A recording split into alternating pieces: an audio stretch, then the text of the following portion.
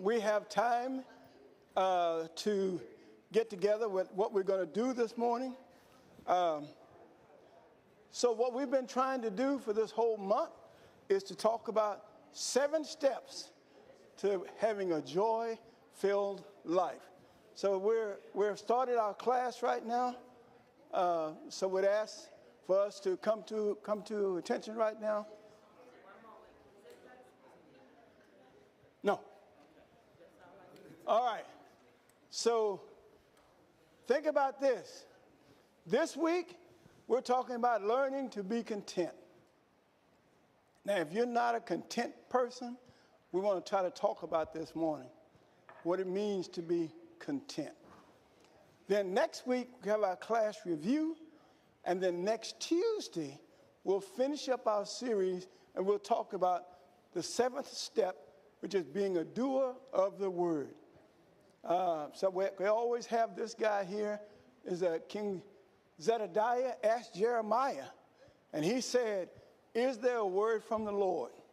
And this morning, Jeremiah said, yes, there is a word. And so this morning, we're talking about contentment. So there's a word from God on how to be content, learning how to be content. Now, it's not something you're going to learn all in one day. Sometimes it takes a lifetime to really learn what it means to be content. This is what, if you're a child of God, you should be a changed person. You should be changed. You should not have accepted Christ and then stay the way you were before you accepted him. The whole idea is for you to move in a direction to serve God better and better. So the way I want to talk about this is the idea that all of those used to be you serve man, now you serve Christ. Used to be you were on your way to a place I don't even like to talk about. However, it's a scriptural term, hell, but now you're on your way to heaven. But what I want you to talk about this morning is you used to. Now, every time I say you, I mean we. So I better say we used to. I better self-correct. We used to serve sin, but now we serve righteousness. But the really good thing about this, what I like about it, is that when Paul is talking in Romans, he talks about 16, verse 6:16 for sin, and verse 17 and 18 for righteousness. But that's not what I want to deal with. What I want to deal with is verse 19. Verse 19 tells them, says, look, I know how you once were. For just as you once presented your members as slaves to impurity and to lawlessness, leading to more lawlessness. So now that you're a child of God, you know what I want you to do?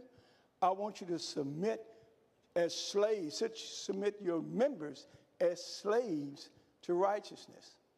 That's what I want you to do there. So the idea is, I want you to give as much to God as you gave to Satan.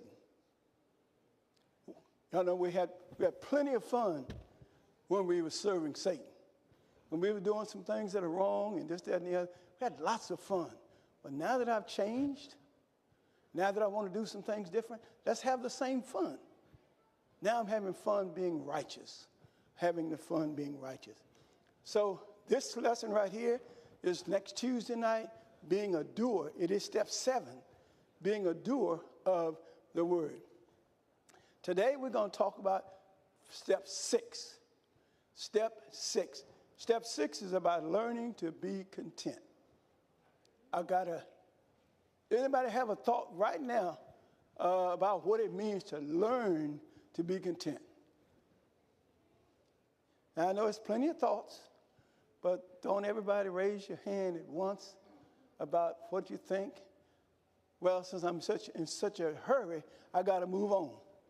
But unless somebody wants to say something. All right, there you go, sister. There you go. Well, you know, Paul was saying, he could be satisfied. Uh-huh. He has a little, I'm paraphrasing, or whether he has a lot. And that's something that I struggle with. Yeah. Knowing that have everything that God wants me to have, but something, that spirit, that flesh, keeps warring with that spirit. That's right. So it's a daily struggle for me. It's a daily struggle. RG?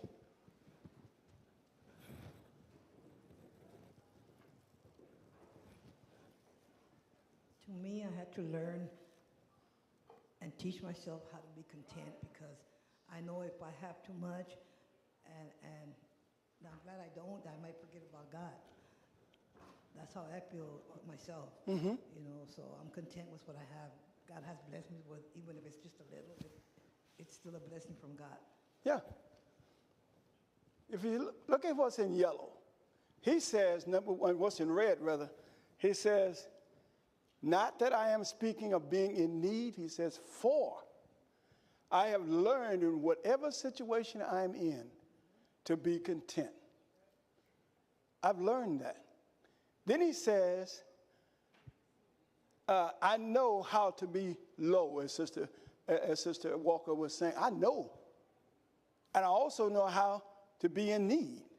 And in every circumstance, what he says, I have learned the secret to facing plenty and facing hunger. I've learned plenty. I've learned the secret.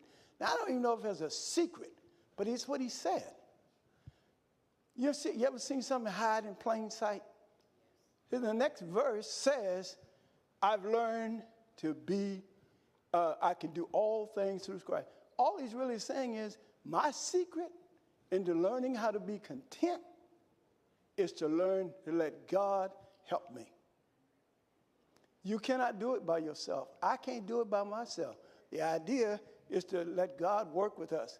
The phrase, I have learned to be content, I have learned the secret, has to do with finding contentment and inner peace regardless of external circumstances. You know that there's nothing we do, there's no situation we're in right now, we're going to be in, that should alter our confidence in God. Nothing we should do that we come about that should alter our confidence in letting God work through us. It's about achieving a state of being satisfied and content in every situation. How? By relying on a source of inner strength, which Paul says is from Christ. It's from Christ. So the objective for us this morning, if we don't get anything else, your strength to being content in any situation is from Christ. So if I don't get through with the lesson, get that much out of it. Any other thoughts before we move forward? All right. So here's what we're going to talk about this morning. In the blue is the areas we're going to discuss.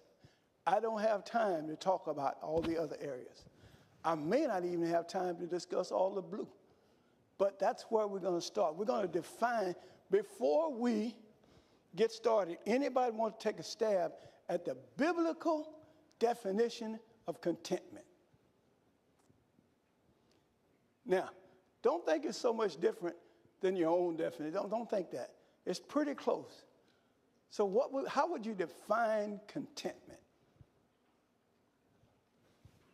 There you go. IG, where? Oh, two hands. Yes. Get mom first. No, that's all right. To me, contentment is to be okay. To be okay. To be satisfied with whatever you have. That's what it means to me. Aja? I'll just add on to what my mom said, just knowing that God will provide and being stable with your belief in him. Knowing that God, when you know that, sometimes we can know things, but we don't really believe it. We don't really believe it. Now, we've had lots of experiences. When we get down to, we're going to talk about Paul. When you define contentment from the Bible, the idea is that it's a state of inner peace, inner satisfaction that you have from a trust in God providing and from a trust in God's sovereignty. You know what sovereignty is? Everybody knows Who knows what sovereignty? God's sovereignty. Huh? God controls everything in his universe. Everything in his universe. We're in his universe. And he controls everything in his universe. So, it's also about learning who to trust in and learning who not to trust in. Because when you learn who to trust in, Brother Gates used to always say, you automatically know who not to trust in. Because it's the opposite. You trust the person that can do for you what you're trying to get done.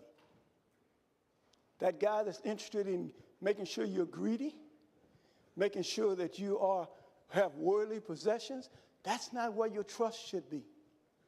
Because in Matthew, God says, I'll take care of your needs. Now, we do know the difference between a need and a want, right?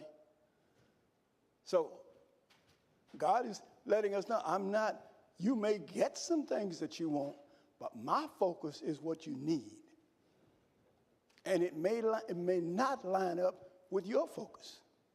It may not. So let's look a little bit further. When I was teaching the teenage class, I used to always want them to know this. Never stop learning, because life never stops teaching. It never stops teaching. If you are a young person, an old person, whatever it is, you have to learn that life is going to teach you every day you get up, and every day that God allows you to be here. Don't sell that day short, because that day could provide you something you need for the future. So if you get up 2 months from now, 3 months from now, and haven't learned anything, pinch yourself. Pinch yourself, because either you're still here, so you must have learned something, you must have ignored it. You must have ignored what it was that God wanted you to know and what God wanted you to learn that particular day. Now, these are some characteristics that have to do with, I looked up the idea, if you want to be contented just in a secular life, what this is going to be about. But what I really wanted to know, how do you be content in a Christian life? And when a Christian life, it has 3 different components. I couldn't get all this on one screen, so the font may be small. Ooh-wee. I hope y'all can read that. I can barely read it with my bifocals. But here, spiritual and internal traits. Spiritual and internal traits. The idea is when you read through this list, it's like, what's the first thing you think about? When I read through this, you know what I thought about? Fruit of the Spirit. The fruit of the Spirit. So we're not varying from anything God wants us to know. And then he says your interpersonal skills and your outward traits, again, more fruit of the Spirit. But the one I was impressed with is the ones that have life applications and actions. This one deals with, the last one there is purposefulness. You live with a sense of purpose, not with a sense of happenstance. It just happened, so that's where I am. No, you want God to help you make things happen. Make it happen. Any thoughts? All right, let me go. So, but before we can do that, we're going to talk about some causes of being discontent. What I want you to do is look at the very last one, and then look at the one above it. But the very last one kind of caught my eye. So this is one of the things that cause us to be discontent. And it says here, discontent points to a place where God is not leading you. That's not where God is. When you're discontent, you're being led, but it's not where God wants you to be. It's not how he wants you to be led. The other one says the very first temptation in history of mankind was the temptation to discontent. That is exactly what discontentment is, questioning the goodness of God. God provides. We believe he provides. But sometimes we question what he provides. I'm being discontent. I know where I am, but I want to be somewhere else. Just trust God. Trust God. So, some of the causes to being discontent, the red is what I want to talk about, and I can guarantee you, I'm probably not going to get through all the red, but I'm going to try. I'm going to try because I got to get to, I have the causes, and I have the idea of what do you have to do to be content. Okay? Causes. One of the first is thinking that the grass is always greener on the other side. That's a cause of being content. That's a cause of being discontent. You know, now most of us in here know the grass is not always greener on the other side. We know that. But do we make a proper application when we think about the grass is greener? In the garden, Eve had a conversation with Satan. And so what I thought about is that as God's children, the only conversation you ought to have with Satan is get away from me. That's the only conversation. To stand there and go back and forth, you're probably going to lose that.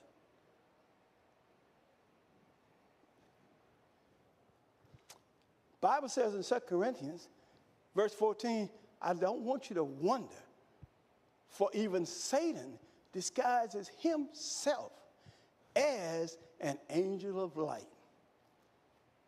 And so it is no surprise that his servants also disguise themselves as servants of righteousness. Sometimes we may not even know who we're talking to. See, it's not outside the church so we run into Satan's people. Sometimes we run into them right in the midst. Right in the midst. Because it would be naive of me to think everybody sitting in the Delcrest Church is spiritually minded, ready to go to heaven. And they may want to, but they may not know how. They may not be doing what they need to do. But Satan is pretty smart. He's pretty smart. He knows how to get your attention. I think somebody said a while back, God is not going to use cake on you if you don't desire sweets. But he'll use something else. He knows what you desire. He knows what you desire. So let's look at this. Why are we so dissatisfied? Things have to be better. Things have to be better no matter how good they already are. I need more. Nothing is ever enough. I got to have more. We have a tendency to always want the biggest and the best. We have a tendency to always want that. So I found this guy, and he says, the grass is greener. There's a syndrome for the grass is greener on the other side. The one I highlighted is the one would caught me. He says, people who have that philosophy, they're so future focused to the point that they never enjoy the present. You can't even get used to where you are because I'm thinking about where I want to be. So my thought was, maybe you don't get to where you want to be.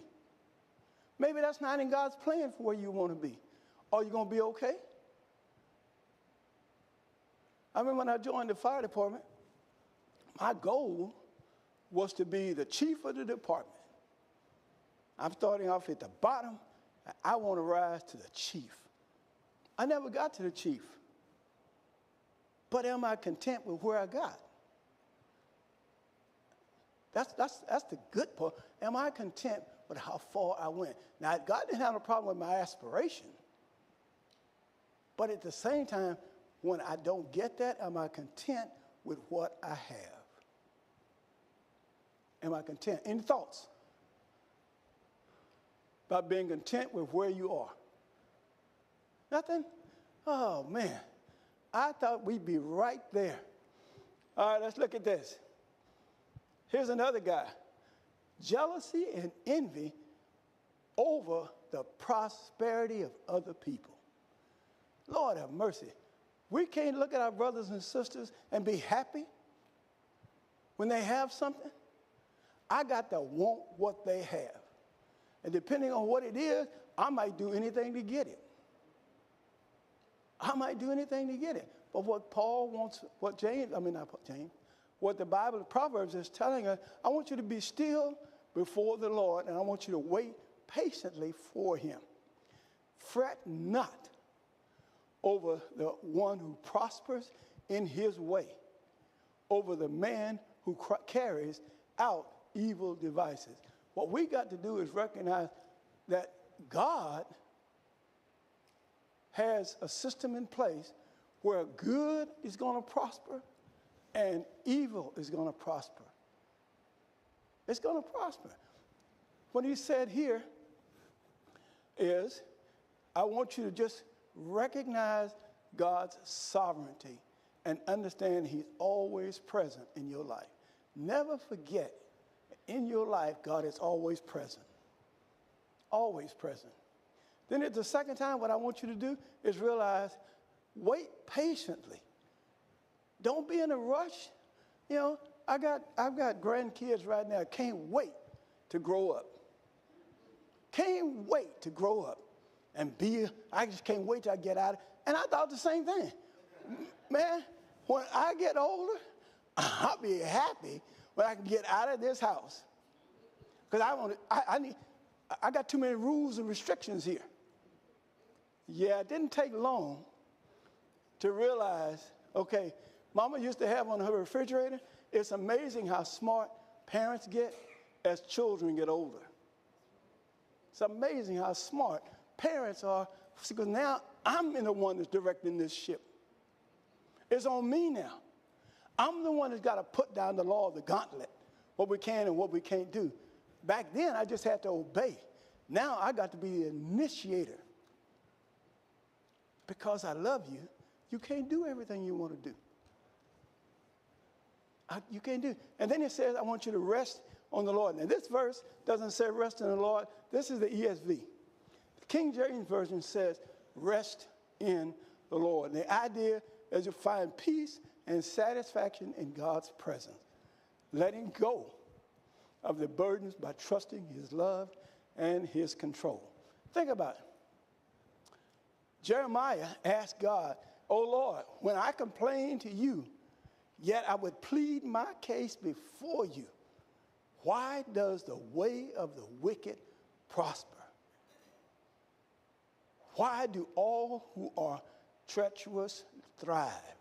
I just need to understand how that works, God. Well, first of all, God, so man is asking this question. Man is saying, look, I got to understand some things. First of all, I need to know, why am I always looking at what other people accomplish? When do I focus on me, what I'm accomplishing? I always turn around and I say, you know, I'm always wondering why God has not blessed me. My goodness.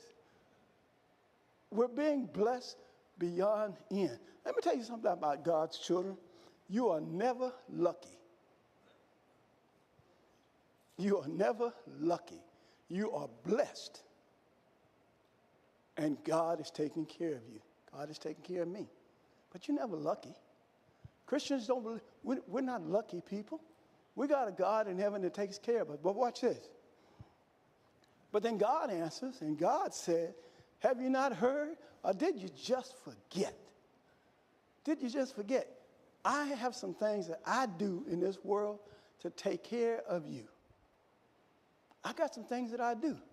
And one of the things that I do, my eyes are the eyes of the Lord are toward the righteous. If you live a righteous life, God's eyes are on you. And his ears are open to their cry. His ears are there. So you can't ask God for something He doesn't, first of all, he knows you're going to ask anyway, or he knows you should ask. You know you should ask. But then again, he turns around and he says, and my God will supply everything you need in your, every need of yours according to his. Now, don't think you're going to get something outside of God's will. It's according to his will we get what he wants us to have. Now, our will and God's will sometimes don't match up. Just like I wanted to be the chief, God already, you're not going to be chief, fella. But I didn't know it. That's what I wanted. God said, yeah, that's not for you. So I'm going to have to make do with what God gives me. I'm content with that. Now, we got to grow into contentment. At the time I made that statement, I wasn't very content. I needed for this to be where I wanted to be. As I got older, it wasn't going to happen. But I got to be okay with where I am. I have to be okay with where I am. And then in Matthew, he said, you know why the evil prosper? Because in my universe, I take care of my universe. That rain and that sun, it falls on my universe. And no matter who's in my universe reaps the benefit, whether they're living right or whether they're not. But I'm taking care of my earth. Sometimes the good, sometimes the bad get it. But they all are within my universe, and that's who gets that protection. So it's like a feeling of never having enough. Never having enough. Anybody had that feeling before? I need more. I got to have more. I see. So we just don't want to say some things, Sister Walker. I see. All right, anyway, James 4:1-3, Bible says, this is warning against worldliness. Warning against, James says, what causes quarrels and what causes fights among you? What causes that? Then he turned around and he said, is it not your passions are at war within you? Hopefully we can realize what's the real issue. Because sometimes we can't solve anything until we know what the real issue is. You know, when you're in a marriage and y'all got problems, where's the real problem? Because he may not have presented his head yet. We got to know what the real issue is before I can even begin to work on it. We talk about the church. What's going on with the church? What's the issue? What is the issue? Let's find a way to get to what God wants us to be. So let's look at this. So we've got to understand what James is talking about. Here's the question. You got to answer the question before you can get to the meaning of what I'm trying to get you to see. Now, this is like a lecture. This can't be that good, Art. This is a lecture. There's Brother Brian. There he is. I knew I was going to say something for Brian. Hey, thank you, Brian. Now, you can put another hand up before Brian finishes, and I'll bring you the microphone. Yeah, and I was going to actually say that. I raised my hand a couple of times. You didn't see it, but that's fine. Okay. But I was going to say, I think that is one of the heart of the problem is that we're not happy with ourselves. And so we're constantly looking for things we think will make us happy.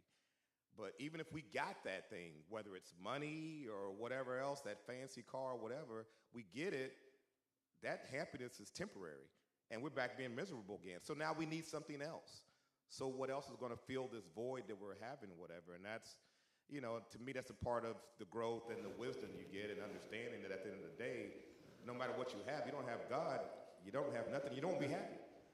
And one thing I do, I always listen to interviews of people that, you know, I may look up to. When I say look up, not worship or whatever, but let's say an actor, a singer, or whatever. I take Michael Jackson for instance. This guy was the most famous guy in the world, had all the money in the world, and in his interview he said, I've never been happy. Mm-hmm. So the question is, why not? What do you need to be happy? And that's, so to me, it all does come down to that. And that's where that contentment needs to come in, but you can't get that without God. Yeah. It doesn't work without God is right in the middle. Well, I might say God is at the top. He ain't in the middle because we're not equal. He's at the top. I got to find the foundation I need to have is a foundation of trusting God.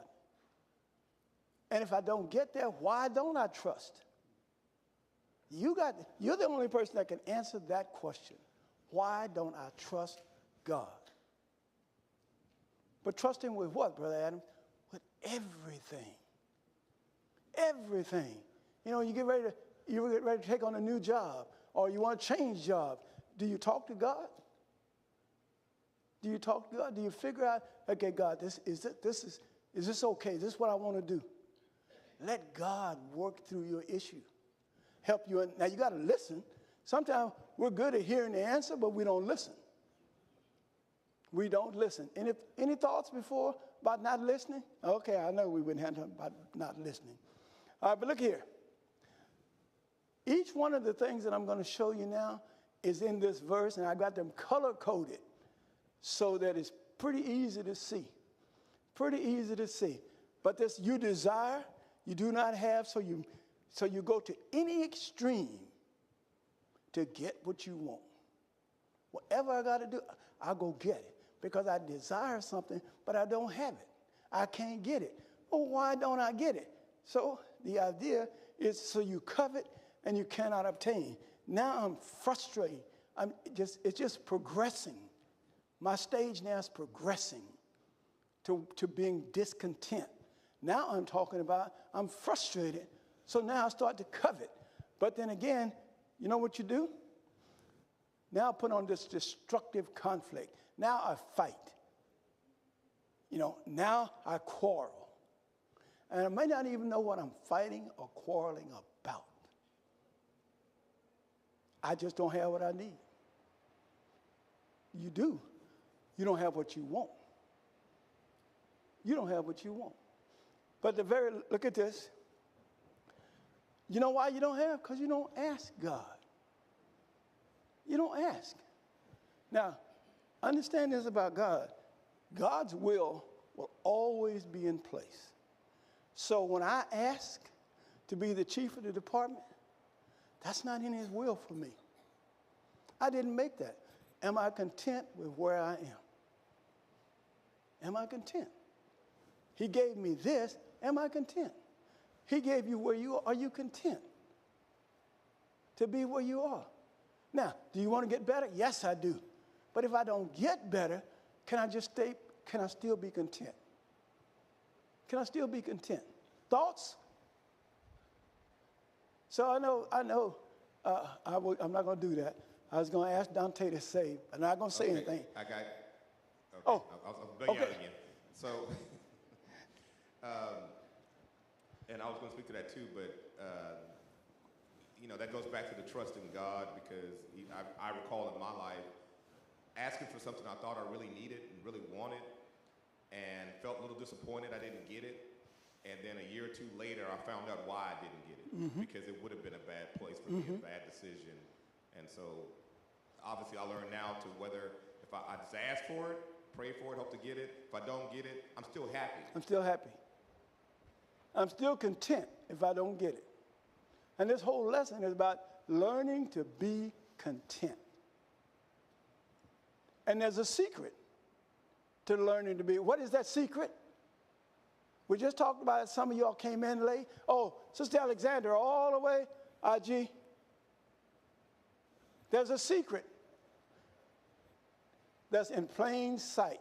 I watched a movie last night called Taken in Plain Sight. I saw you taken. Go ahead, Sister Alexander. I was just thinking as you were teaching this lesson, which is a good one, that a lot of times we don't get what we ask for because we ask for ourselves. Uh-huh. This is a world where he gives us two commandments, love him and love others. But we don't ever think about the next man is hungry because we're full. We have to stop praying so much for us and start praying Because there are a lot of lost souls in this world. If in fact God has blessed you to hear his word and to welcome you, to accept it, and welcome you into his kingdom, that's a blessing. Now, IG, where's IG? Okay, right here, IG. Now, because I have those blessings, what am I going to do with it? What am I going to do with the blessing God has gave me? I'm going to look and see, can I pass this blessing on to someone else? That gentleman was right about what he said, because when I was in the halfway house for a year, a lot of us women went there when we got out of prison. So that's when the stimulus checks were going around. And I seen all the girls, all my friends getting theirs, and I never got mine. So I'm like, oh my God, why am I not getting mine? So every time I tried to submit to it, I would get denied. And then finally, when I got my own apartment, a while down the line, I got 2 of them. I said, see, God knew that I was going to need furniture or whatever, for my apartment. So I got them. I got 2 of them. He knows everything happens for a reason. He knew exactly why he was going to give them to me when I got my apartment. Let's go back to the thing we read. Wait on the Lord, because it may not come. When, Brian, I don't want to miss you again. Okay. All right. It may not come when you want it. But if God wants you to have it, it's going to come when he wants you to have it. It's on the way. Well, it may be on the way, because there are 3 answers you can get, right? So what are those answers? You ask a question, God gives you an answer 3 ways. What does he tell you? Yes, no, not now. You got to figure out, you got to accept, first of all, God's provision for you as his child. You got to accept that. And if he says no, I got to be ready to trust God still, even though he's telling me no. Like Brian says, right then, I'm not getting it, because there's some things I don't know. But God knows them. God knows them. Let's look at the last one. You know why sometimes we don't get it?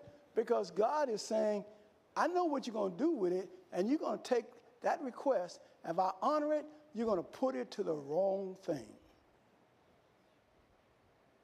So no, you're not going to get that. Because I know what you're going to do with it.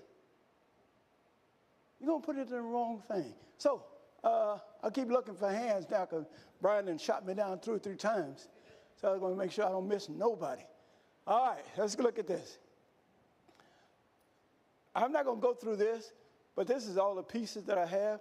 Only thing I really want you to understand is that over on the solution part, down at the area where it says submit to God's will, all those other things are important, but the submitting to God's will is whatever God's will is. When you're submitting to God's will, it's presented as a path to true peace, rather than striving for personal pleasures at the expense of others, at the expense of other people. I want what I want. I'm entitled to have what I want. I want that. Yeah, you do want it, but you don't need it. You don't need it. But that's when you trust God, whether or not you need it or not. You give him all the praise and all the glory.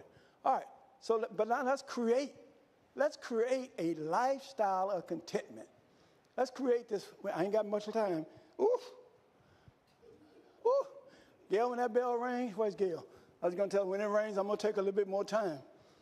All right, but look here. Here's the things that happens when we're trying to create. And remember, where we are right now, we're going to create something that may or may not exist. We're going to create this idea of learning how to be content. Those are the things, the red pieces are the things that we're going to talk about. I guarantee you we ain't going to get through all of them, but I'm going to try. But some of us may need a complete transformation because our minds is the ones that get us in the trouble of thinking that we need more and more and more. Our minds are the ones that tell us, I don't have enough. Our minds tell us whether or not God is taking care of me or not, whether I even recognize it. So we may need a complete mind makeover. And that's what Paul is saying in Romans. He says, by the transformed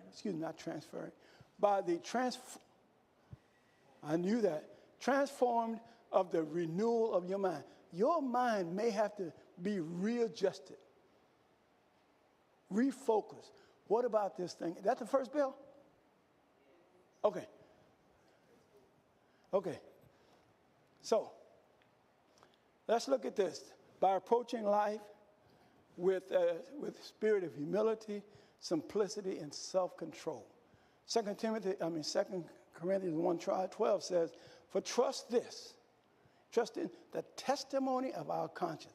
Man, I'm telling you what, if you lived by the testimony of your conscience, what kind of life would you have? What kind of Christian life would you have? Paul is telling them, I'm okay because my conscience testifies about my lifestyle in front of you all. My conscience is telling me that. It's clear. God knows what I think. God knows how I am. That's what I'm looking for. So, Paul is not bragging about, we boast about this. I'm not bragging about me. I'm bragging because he's rejoicing what God has done through a conscience that is clean for his lifestyle. He doesn't need anything for him. I want to talk to you and I want to brag about my God. How he's able to take what he's done for me. That's what I want to tell you about, my God. Then it talks about in Romans 15:17 and Galatians 6:4. But the point is, any legitimate boasting is a celebration of God's work and not a personal accomplishment. If we can stay away from self-gratification and just focus on what God is doing for us, we'll come out so much better. We'll come out so. Regina? Oh, I thought your hand was up, Regina. Okay. All right, so let's keep on going. Do I see a hand? Let me see. All right. Paul says in Galatians 20, he says, I have been crucified with Christ. That's me and you. Paul talking, but this is back to us. It is no longer I who live, but Christ who lives in me. And the life I live now in the flesh, I live by the faith of the Son of God who loved me and gave himself for me. That's the second bell. But I got to get to this. Hang on just a minute, Gail. Hang on a minute, Gail. Okay. Have you ever heard of this, what do you call it, 2190 rule? 2190. What it says is, and this may help us get to where we need to be, not only in the spiritual world, in life. But 2190, this guy here, Ajit Carve, he came up with this principle. And what he says is that it takes 21 days to create a habit. But it takes 90 days to create a change in your life. If you read the Bible for 21 days, you got a habit. But if you read it for 90 days, what you're doing is adjusting your lifestyle. You're adjusting your lifestyle. So, Gail, I'm finished, Gail. But anyway, I do appreciate the time we spent. Like I said, next week we will have a class review.